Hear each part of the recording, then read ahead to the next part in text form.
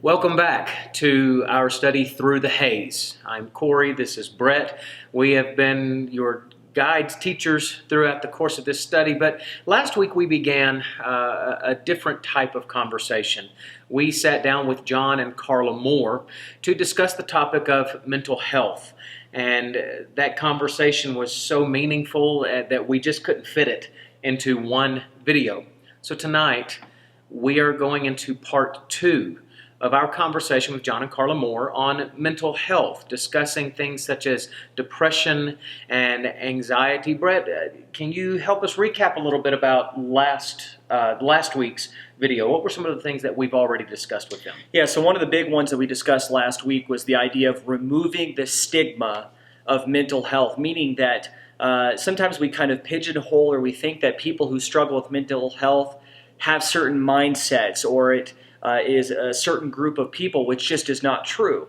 And so if you remember, we had discussed things along the lines of, well, maybe a person is depressed because they haven't read their Bible enough, or haven't prayed enough, or they haven't been spiritual enough. And that may not be true. Or also that it belongs with a certain group of people, which is also not true. We discussed successful people, people that have really done a lot of good things in their life, and for all intents and purposes would appear to be happy or have all of the elements in their life where somebody would say, oh, they should be happy, but they're not. They're dealing with it. And so that can be a stigma. We also looked at Bible characters that ranged all across the board who also dealt with some mental health struggles. And so we tried to remove the stigma that this can be anybody. And it's not that a person is necessarily wrong or broken, or there's, if you're dealing with it, that you should be ashamed of it per se, because a lot of people deal with it, and really it doesn't target any group of people. It could be anybody. And one of the things that is important to removing that stigma,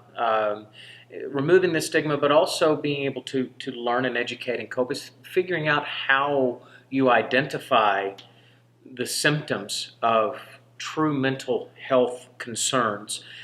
Everybody has moments of melancholy. We all become sad. It's part of the human experience. And sadness, quite frankly, is a God-given emotion to help us process certain things that happen in our lives. So sadness, melancholy in and of itself is not a problem. It's a part of our human existence. That's right. But we do also want to know how it is that we can identify when that melancholy is shifting into something that needs to be addressed, is of greater concern.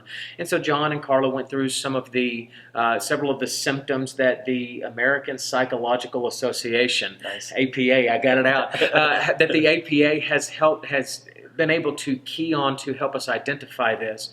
And in the grand scheme, you really sum it up as you go back and look at those symptoms. The important part is looking at 3 aspects. Are you having some of these symptoms over a longer period of time? We're talking 2, 3, 4 weeks that these are consistently in place.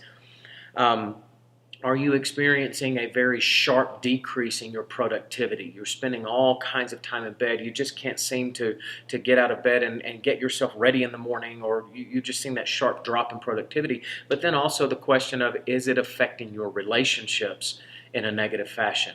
When you begin to see these symptoms affecting those 3 areas, time, productivity, and relationships, it may be a sign, it may be an indication that you need to dig a little bit deeper into what it is that you are struggling with at this time. And just by way of reminder, we're not health professionals, or neither are John and Carla. We're not claiming to be here in this discussion. We're not psychiatrists or psychologists or anything along those lines. And that's part of where we're going to be going towards in this second part, is looking more to some solutions to mental health struggles. Namely, where do we go for help? There's only so much that Corey and I can do, or John and Carla can do, and it may be that we need to reach out for a professional. And then also discussing when to ask for help. And so those are some of the things that we're going to be discussing in this upcoming class. One point that I would like to encourage you to keep an ear open for that is particularly meaningful is when we begin discussing about the whole being of a human.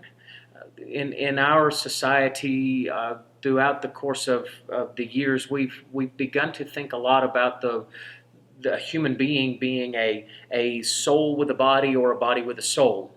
That in and of itself is not necessarily wrong, but I think you also find in Scripture that when Jesus speaks of us loving God with all of our heart, soul, mind, and strength, there's something that is being indicated there, that all of those elements are what make us a human being. So why that is important to this discussion of mental health is when any one of those elements begins to go out of balance, it is going to have an effect on all of the others. So listen for that conversation. I find that particular thing that we discuss very meaningful. I think it's very helpful in helping us understand the gravity of mental health and not tucking it away and not ignoring those situations. These are things we want you to keep an eye open for as we go into this class. We are so glad to have you here, and thank you for joining us as we continue this study of mental health through the Haze.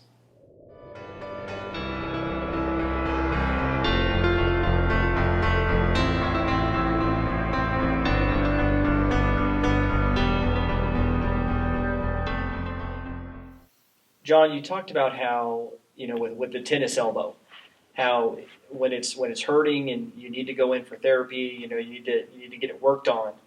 But that's what we do for our physical bodies. That's what we do for muscles or joints, ligaments when they're overused.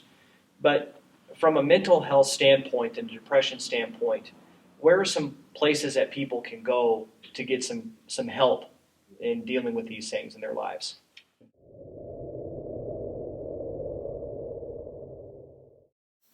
Let me suggest first and foremost, not suggest, but demand in a way that we go to the Bible. That's right. Mm-hmm. We need to start there. And we need to remember that God made us. He knows us better than anybody knows us. He understands us better than anybody. The mind is so complex.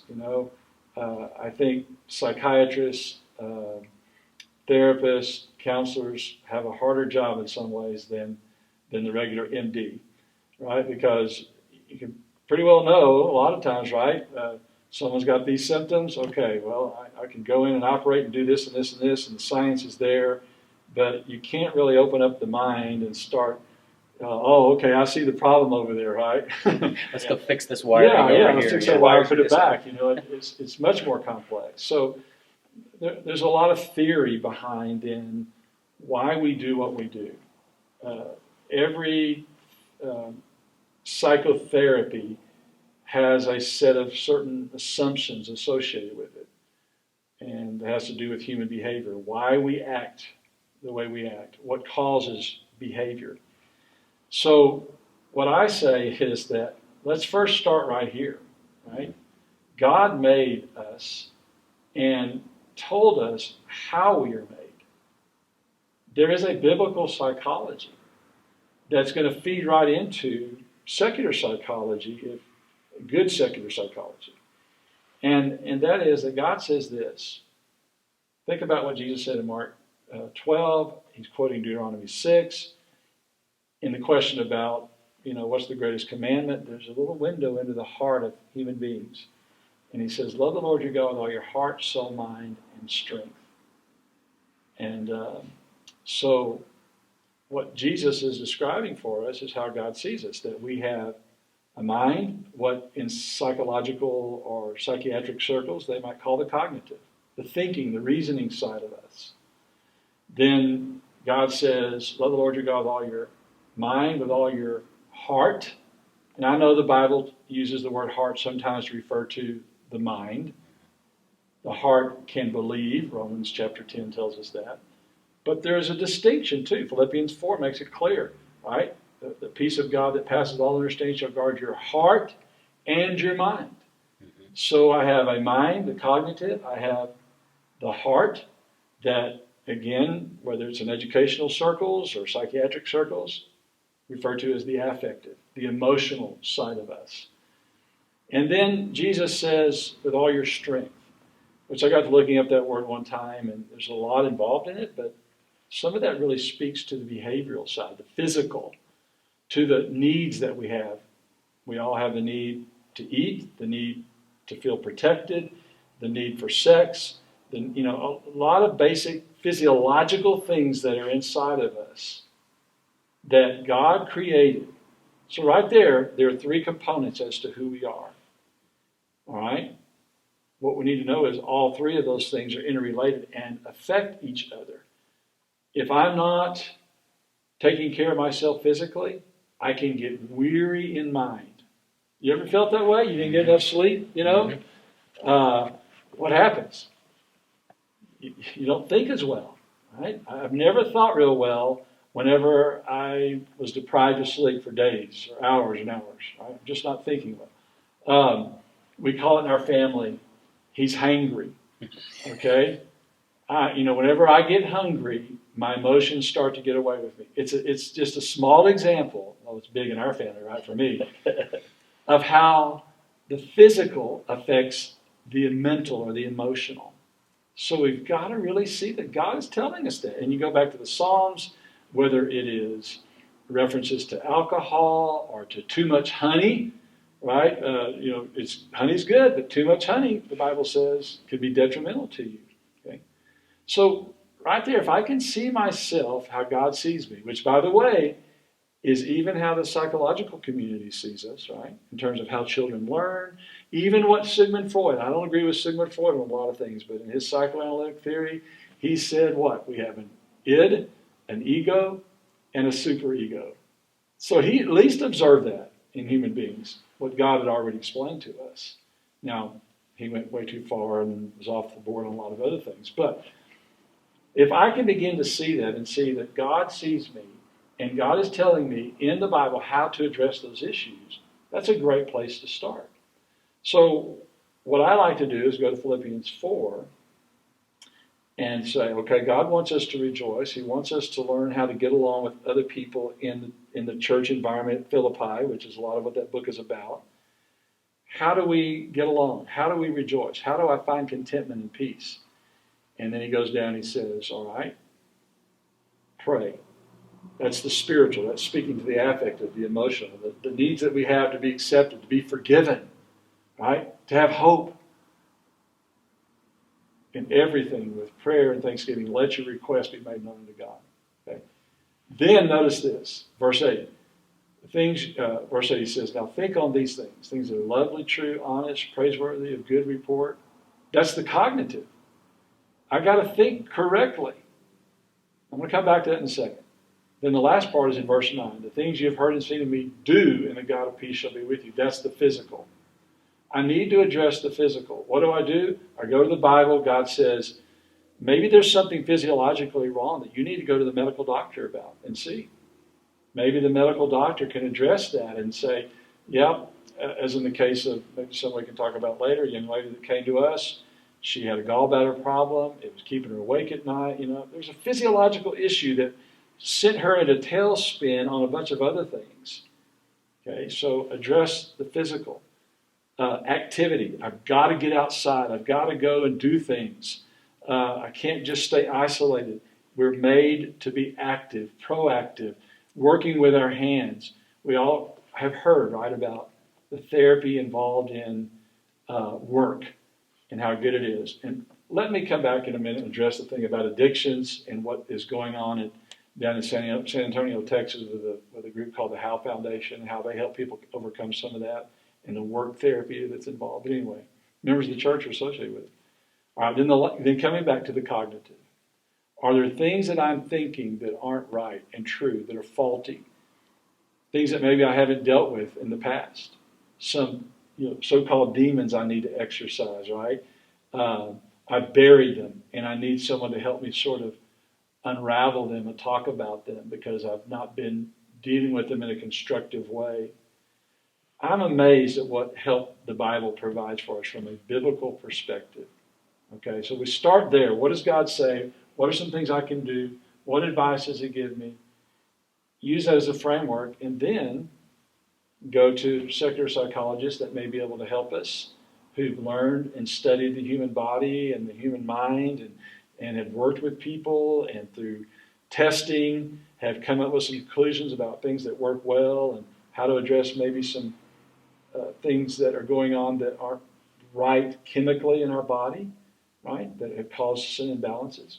Okay, anyway, I know I grandstanded there too long and talked about it. No, let me ask a question a little along the lines of what you just said, that as we come to the Word of God, and I really appreciate, I'm sitting here thinking that these things that you are describing, those folks that have watched all of our lessons so far, we've dealt with almost every single one of those in some form or fashion. How having that correct thinking about suffering, we've dealt with knowing that you're not alone, and so dealing with that emotional side. And by the time this airs, we will have just had a lesson on working, getting busy, and not sitting in and kind of, for lack of a better term, wallowing in our misery.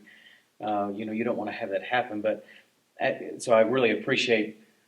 There's validation for us in that. but you mentioned that at some point, if somebody's struggling through these, you may need to reach out for professional help. When you go to look for professional resources, can you give us 3 or 4 guiding principles that somebody might use in choosing the professional help? And I guess here's what I mean by that. There are so many different fields of psychotherapy, like you've talked about. Secular, there's biblical, there's all kinds of stuff. So I can, to Brett earlier, I kind of did this. It's not apples to apples, but when somebody says, "Hey, Corey, how do you choose the right translation of the Bible to read?" I'm going to say, well, here are some principles for choosing a solid translation. You're going to look for one it's a standard. It's been put together by a committee. It's going to be one that, look for mainstream, all these kinds of things. What might you suggest to somebody who's looking for professional help? What should they be looking for in a counselor or in a facility that would be helpful for them? Well, I think if we start with a biblical psychology that God says the physical can affect the mental, and that's, to me, definitely deducible in Scripture, or we can deduce that from Scripture, then start with an MD. If you're experiencing some of these in a mild way. Now, if it's more severe, obviously, you may need to go to a crisis center, some sort of psychiatric hospital that is much more experienced, depending upon the severity of it. But again, I think starting with a medical doctor is very good, because it could be that they're going to start with addressing those things they know that affects the mental, and they may talk to you about your diet, as we've said. They may talk to you about your sleep patterns, and okay, well, what can we do to change that, and so forth.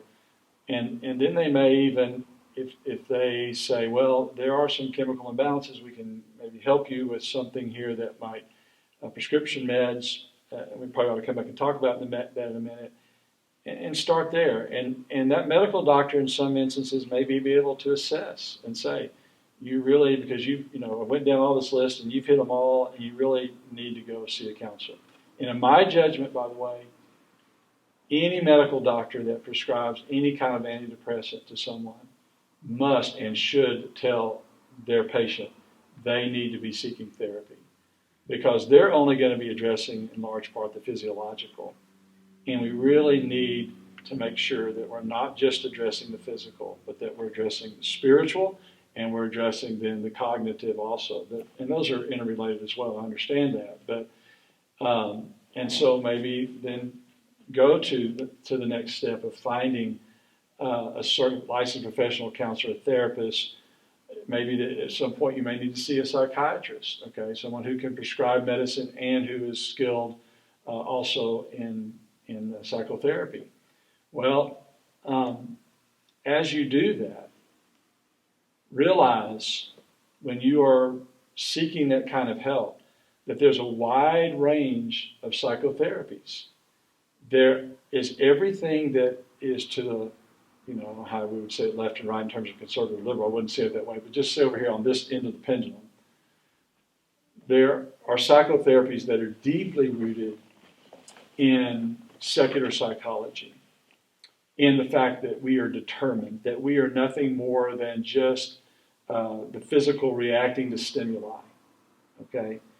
Or that, as Freud's view, it's all wrapped up in the Oedipus or the Electra complex, and all this stuff that's so deeply rooted in that you have a libido, a sex drive, and that's what's causing all of this, and you can't control it, okay? So, well, that's obviously foreign to the Bible. We can control our sexual appetites and things. Okay, so you've got secular psychology, or people that don't even respect faith and the role that faith has in it. Then you've got some, I think, to the other extreme over here, maybe some even in the church that would say there's no place at all for therapists, psychology in helping Christians. They call it psychobabble and all of that. Well, that to me is sad and sinful, because all a good psychologist and therapist are doing is observing human behavior. We're learning how people think, how they learn, and so forth. And we learn a lot from the natural world, right, by observing that. So understanding that there are these extremes out there. I'm saying find someone who has experience in dealing with people, who has looked at research and studied and has case studies and all of that, and who know a little bit about strategies and that can assess then where you are. Maybe even ask them when you go, can you talk to me about what paradigm you operate out of? You say, well, is that what you're going to go and you ask somebody? Well, again, it depends on where you are. But I tell someone, you be sure and ask them to tell you about their principles out of which they operate, and then do they respect faith? Will they respect your convictions about the Bible? And I don't know very many that are going to say, no, I'm not going to respect that. But just be on guard and be aware, okay? Because not everybody out there is going to give you good sound advice. So I think that start with a medical doctor. Then the medical doctor maybe can recommend somebody, or go to people in the church. Usually it's the people in the church know various therapists and professionals that they can rely on, and then they can make a recommendation to send you there. But the big thing is, don't wait around, and don't say, well, I don't know if I need to check into this or not, or it's just not really something that's bothering me all that much, and or that there's a stigma around it or whatever, and they do nothing. There's help, is what I'm trying to say. We need to remind people there's help, but be wise in how you go about it. Carla, you want to? The only thing I would add to that is that if there is someone who does know of a good Christian counselor, if you're going to one, if you've had experience with one, let the preachers know their name, give them their business card, because people are going to come to you for that information, and you may or may not know, and especially if you're new in town. So share if you've had experience with someone that's good and experienced. Share with the preachers and the ministry. Or other Christians that maybe you've known have gone through it or something like that. And sometimes, we can maybe talk to these people and say, would it be all right if I use your name if someone were to come to me and ask me, for help? And I could say, well, so-and-so, has used this person, and they found them very, very helpful.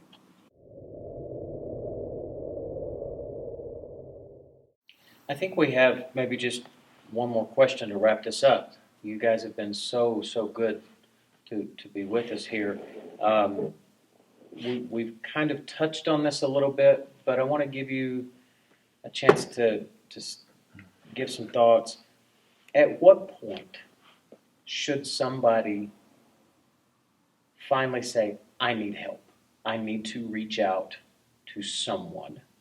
What might you suggest would be the biggest key things that they need to address, or that they need to view, and that finally would say, okay, now's the time to reach out? Well, I'd say the first thing, that if they're even wondering if they should or not, they ought to. Mm-hmm. And that way then maybe they can get some clarification and feedback as to whether or not, where they are in the process, if it is severe, or if they're just experiencing periods of melancholy or despair, and just need to learn a little bit better about how to cope, to learn some coping mechanisms.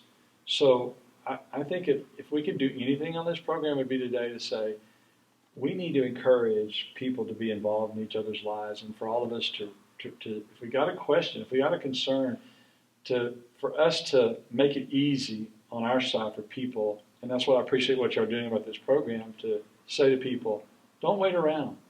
Don't feel like you can't ask. Don't be hesitant about reaching out.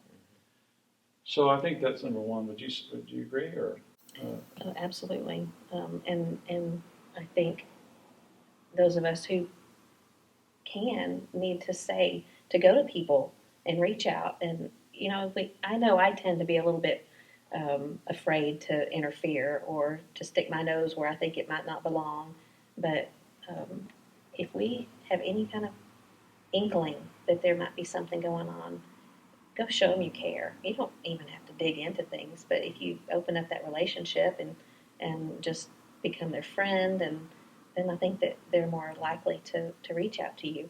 Sometimes they may not need professional help. Maybe they need a friend. Mm-hmm. And right now, we have no real contact with one another. A lot of times it's online, and that's just not sufficient for what a lot of people need. Some people are okay with that, but there's, I think, far many others who are just desperate for human contact and friendship and to be able to speak with someone face to face. So I think we can be that person easily. It's a little scary sometimes because you don't want to do the wrong thing, but I think as long as you're offering your love and support, that's never the wrong thing to do. So when we're looking at when somebody should go out be looking for help, are there some levels of severity? We've talked about that in some ways, but maybe some levels of severity they should look out for, maybe some different type of warning signs. Maybe you could give us a little bit more. That's a good question, and kind of what's the next level then? Well, if we have doubts, questions, don't hesitate. But then secondly, to me, one of the big red flags is, what about your productivity? Measure where you are now to what, let's say, you were 6 months, a year ago, 2 years ago, whatever. Are you as active? Are you, getting things done? Now, again, I'm not talking about, sometimes more things go on in our life, the more disorganized we are, whatever. I'm just saying, are you getting up every day? Taking a shower, getting dressed, do you have a plan for the day? And if you've gone like 2 weeks or more, I would say, and there's it's just like you're just in bed and you need to reach out. You really do. Because that is not a healthy thing at all. You say, well, I just want to be a bum for a week. Okay, that's vacation time. All right. I'm saying that's a little different, right? Right. But when you find yourself really dreading the day, and I don't mean because you got a test or homework or something like that. I just mean the existence. Boy, that's right now. Okay, if that's you, I'm saying if that's you right now, reach out. Okay, that's a big one. I would say another one is what's happening in the family unit. Is your behavior creating dysfunction within the home? Right? Is there conflict between you and your spouse, or whatever? And are people saying to you, is another one, you don't seem to be yourself? There's something, listen to that. Don't bristle up and become prideful. Okay? And again, we're not professionals in this. I'm just saying those are, to me, some things, that we ought to be. Changes in our behavior, changes in our personality, in our appetite, things like that. If you're turning to things that you've never turned to before. That's a really good one, Carla. Alcohol, prescription drugs, any kind of drug. If you're doing things that you've never done before to just get through the day, then you're past the point of needing help. But really, that's a huge one, I think. It is a huge one, and I'm so glad you brought that up, because the truth is that there are a lot of people who are self-medicating. Right? The pain is too difficult, so we're not going to reach out for help because there's a stigma, or we're embarrassed, or it costs too much money, they think, or whatever. They don't realize what resources. So we can't live with the pain. What do?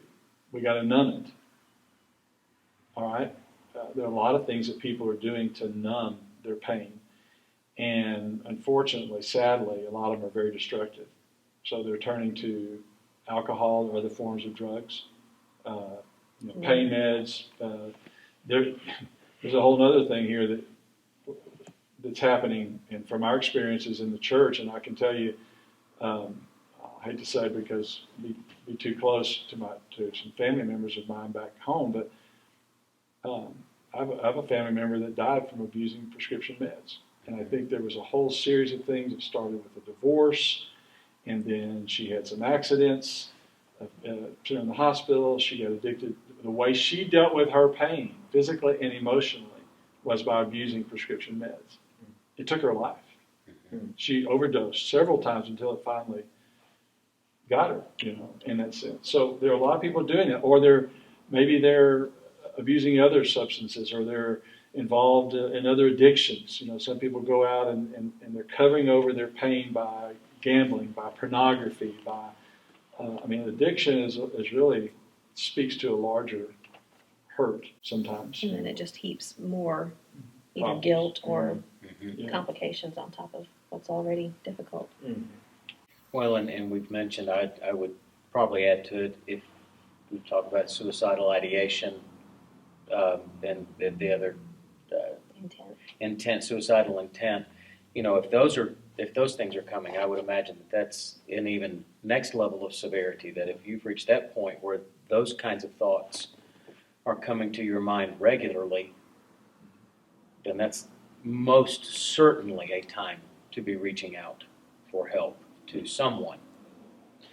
Which I think is kind of the point of what we're getting at.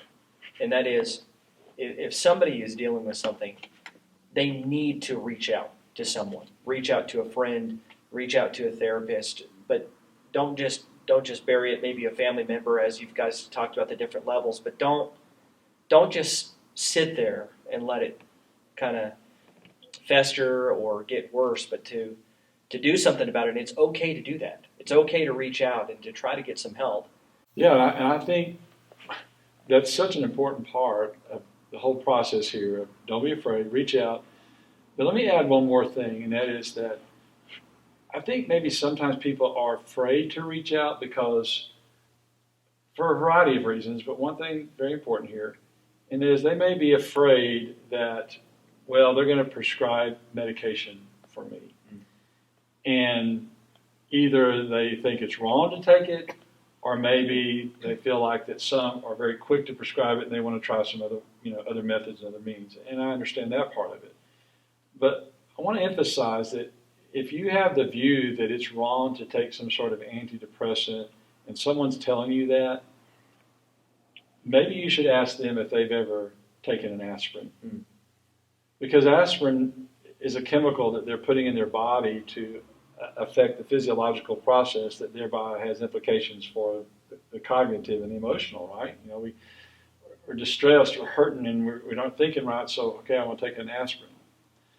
So I don't think there's anything wrong with that at all, right? The problem is that, yes, sometimes people abuse them, or maybe sometimes they use that as the first thing that they turn to. So let's find a happy medium in here. Are there some ways that we can address some of the things that we're going through first to see if maybe a change in our environment, behavioral changes, strategies that we can utilize, that we can put in place that will help us sort of balance out and find our equilibrium there, as well as talking to a health professional to see. I know, at least in my experiences, that there were some therapists and health professionals that say, well, let's see about your diet first. Let's see about, are you getting enough sleep? What are the behavioral changes in your life that maybe we need to make and to adjust? What cognitive things can we address that are happening? And then through that process, maybe you also find out, yes, there are some imbalances, and then that's when you get a psychiatrist involved, or if you do rely upon a medical doctor, make sure you're getting the therapeutic side on that. But anyway, I wanted to make sure we mention that because I think there are a lot of different views and misconceptions and myths out there associated with all of that. So if a person goes and sees a medical professional, they're not necessarily going to just say, okay, here, take some pills and we'll see you on your way.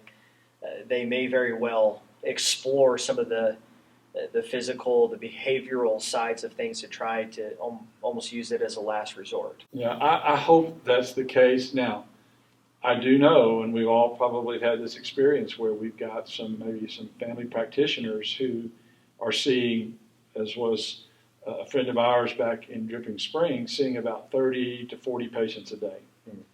Well, you can't, with 30 to 40 patients a day, take the time you need to, especially when we're talking about an antidepressant, to really go down the list, talk to them carefully, in my judgment.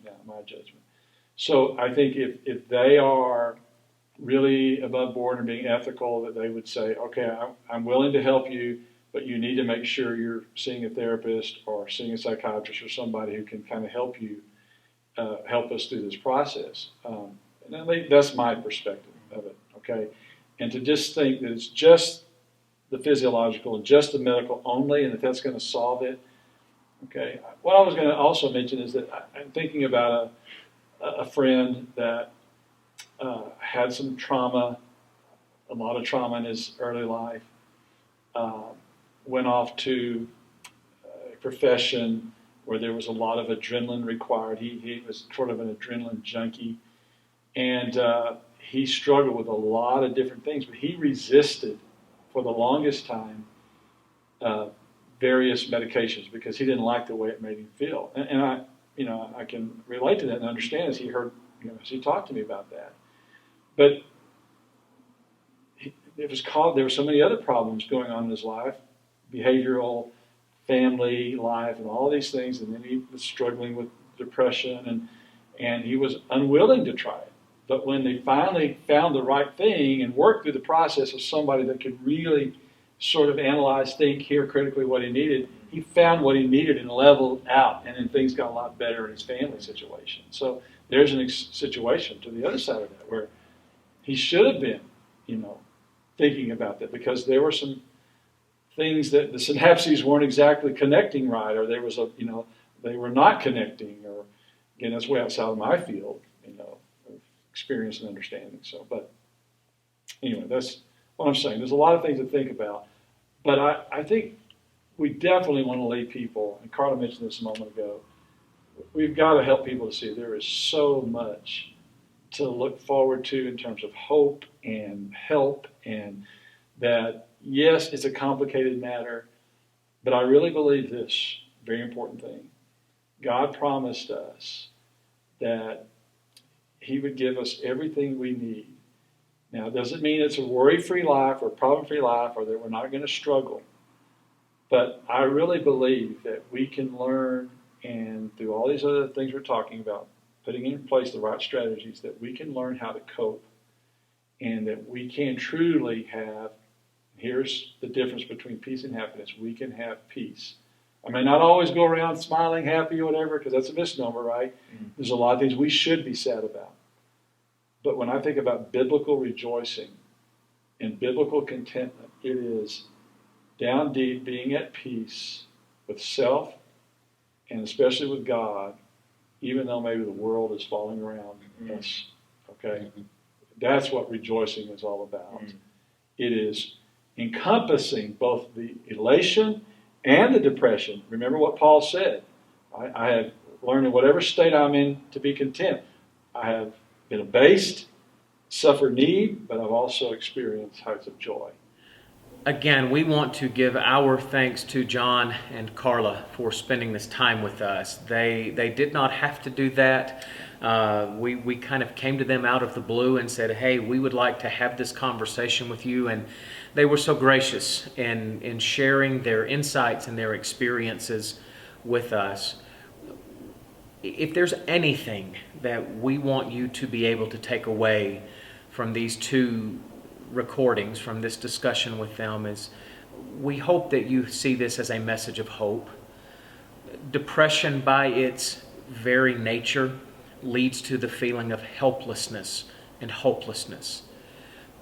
But we want you to understand that if you are battling any level of mental health concerns, you are not doomed. That is not a death sentence. It is not a scenario where you are cursed to have to be in the depths of despair for the rest of your life. There is hope that you can find peace of mind and joy and excitement in life again. And that joy, that hope comes through God first and foremost. When we have His grace covering us, when we are empowered by His Spirit to walk in the right ways of life, and when we have the foundation and the support of the love of our Christian family, those things help show us how much hope is available. When we think back to what John was talking about with the heart, soul, mind, and strength, and particularly with the message of hope that we're trying to offer to you, and even the personal help that we would like to offer to you, when you think about particularly the heart, soul, and mind, the three elements of what make up a person, when you could have your physical body be sick, and you could still be happy. You could still be dealing with a lot of things, but you could, if you're spiritually right, you can still be happy. Even if we're dealing with mental health issues, but spiritually we're right, we can still be inwardly happy or at least feel hopeful. But when the spiritual is off, it doesn't matter if we're physically right and mentally right. If the spiritual is off, it can throw the entire thing out of whack. Our hope hinges on our spiritual health, which is really what we're trying to offer to you and emphasize, that particularly Corey and I want to be of spiritual help. If there's anything that we can do, the lines of communication are open. Our doors are open. You can call us at any time, night or day, where it would be our pleasure to try to help you spiritually. But even if it goes outside of the spiritual, as we've talked about, perhaps there's a chemical imbalance, or there just needs to be professional help of some kind, we would also love to connect you with somebody that could provide the help that you need. But no matter what, please reach out if you need us. And if I could give one reminder, in the description section underneath this video, there will be a couple of links. We'll put the same links we had last week to some resources that are available. That if you need some more defining of what the symptoms of depression and mental health and anxiety are, you can go to those links. And if you need access to other resources beyond what we are able to give you within our own capabilities, we want to have those at your fingertips. Those will be in the comments section down below this video. We want to thank you once again for joining us for this two-part series. We know this can be a deep and a heavy study, but of course, as you can see, a very needed one. So thank you so much for the time that you've invested into this class. Thank you again to John and Carla for their time.